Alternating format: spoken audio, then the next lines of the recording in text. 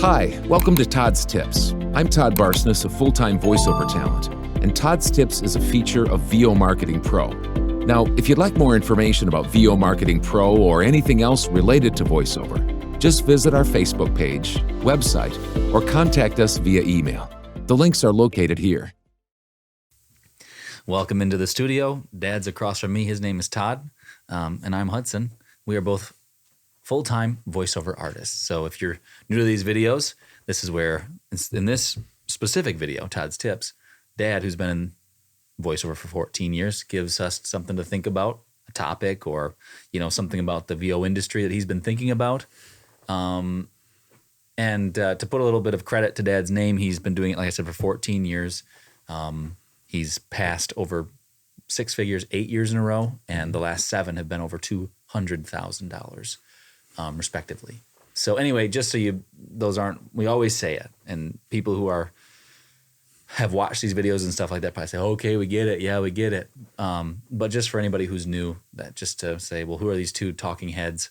How are they at all experts or know what they're talking about in the VO industry? Well, that's just to give a little bit of credence to Dad's name. So anyway, that's what we're going to do now. I'll turn it over to Dad, and he's going to give us something to think about. These are also things that he has helped me out with my business and growing it. Some of the same mentalities, and then business things that I employ throughout my business. So anyway, give him your ear. These are called Todd's Tips, but we have a subtitle that we've been doing for months here now called the Do's and Don'ts. These are do's and don'ts that I've learned over the years, and Hudson employs a lot of them. One of the things Hudson does, though, and I want you to do, is take a look at these caveats. He knows that there's a difference between him being in his 3rd year, me being in my 14th year, where I am in my life with my experiences. And so these caveats help you to be able to balance. Because one of the things I don't like about the voiceover business is there's a group of people out there constantly telling us what we have to do. And they make it a moral issue. You're selfish, you're bad, you're stupid. You're hurting everybody else. Yeah, if you don't do it this way. And so what I do is I provide these caveats so that you take some time to just think, is this what I want to do? Is this how I want to run my business? Is this what's best for me, where I am at in my life? Do I have the same life experiences? Do I have the same motivations as Todd?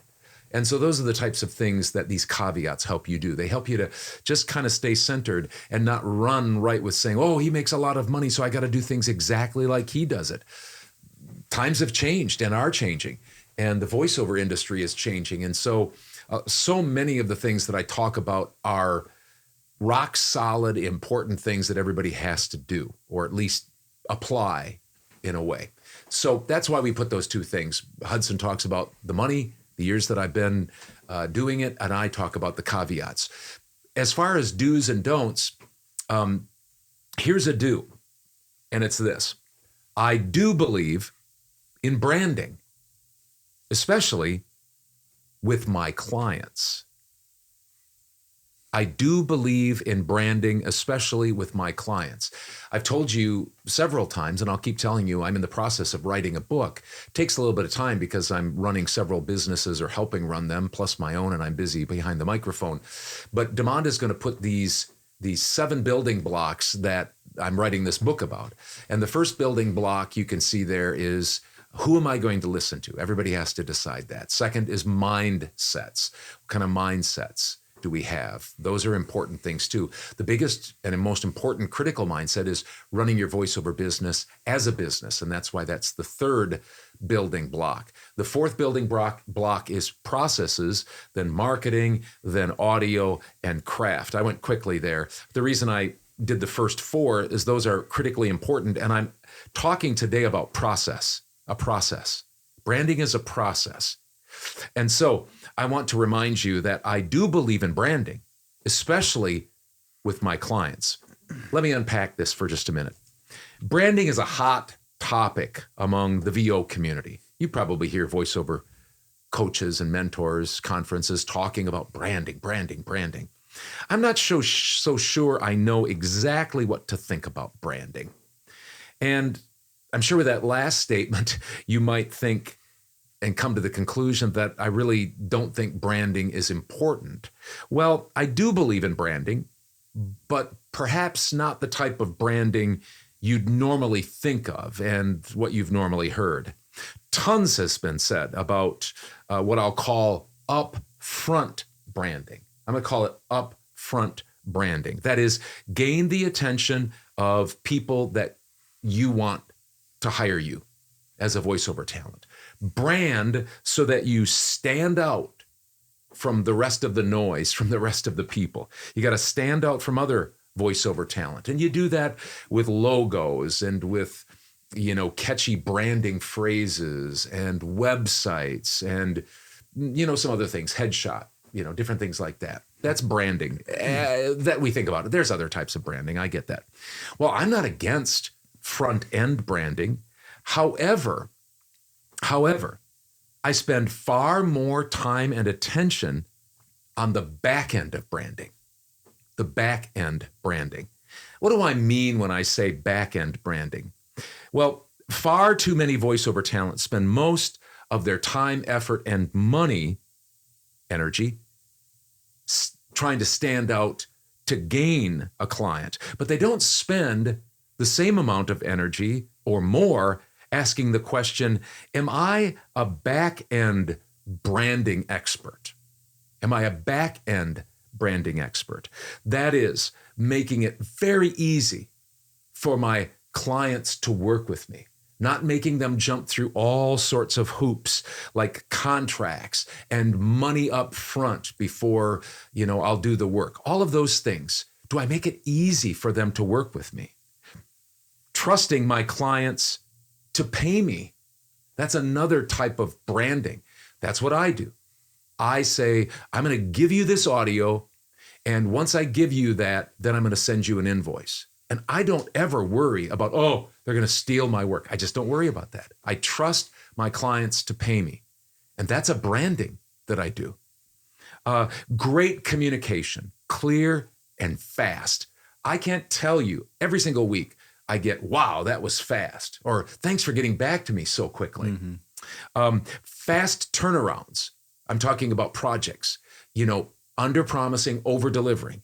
If you can get this project done by 3:00 this afternoon and it's 9:00, you tell them, I'll have it by the end of the day, Central Time, 5:00. They all of a sudden get it at 2 or 3. They say, oh, thanks a lot for getting that early. Mm-hmm. That's a type of branding. And this is something very important that I know that I get kudos all the time for, and that is getting revisions done back quickly, or at least if they're major revisions, or if I'm in a session or really, really busy, I at least quickly fire off an email saying, hey, got your revisions, I'll get these right away. Or do you need these right away? I'll get to these right away. Usually I send them right away. Mm-hmm. And sometimes I'll do it, if it's a line or two, I'll do it within a few minutes and they'll go, wow, are you a robot or something like that? That stands out. Mm-hmm. That's the point. It stands out. Or how about, I'm going to stop there. But those are some things that I think are branding. Obviously, doing a good job of voiceover. Obviously, being easy to work with when you're in a live session. Those types of things. Those are very important. Not being a know-it-all. When somebody says, well, I want it done this way. Well, I'm a 14-year veteran. What's that? There's plenty of people. There's plenty of those people in our business. Yeah. This is back-end branding. There's a caveat. There's a caveat to this, and you need to understand this. My back-end branding is successful. More successful than most people's. And I don't have to have as much front end branding. Now, don't get me wrong. I'm not suggesting you do this. But right now I don't have a website, and I haven't had one for several years. I keep saying I'm going to do it. And I don't have a beautiful signature, and I don't do all of the logo work and stuff like that. But what I do is I patiently pursue and persevere, and I'm persistent in direct email marketing.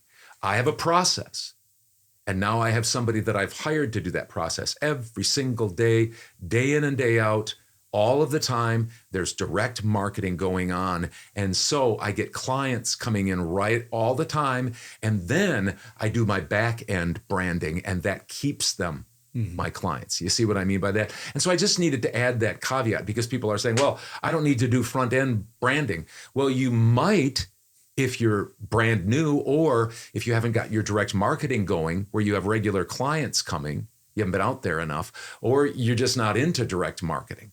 But the point being is I have a very strong direct marketing process, and I make a lot of money in direct email marketing to clients, those types of clients. And so all I do is a lot of back-end branding. Sure.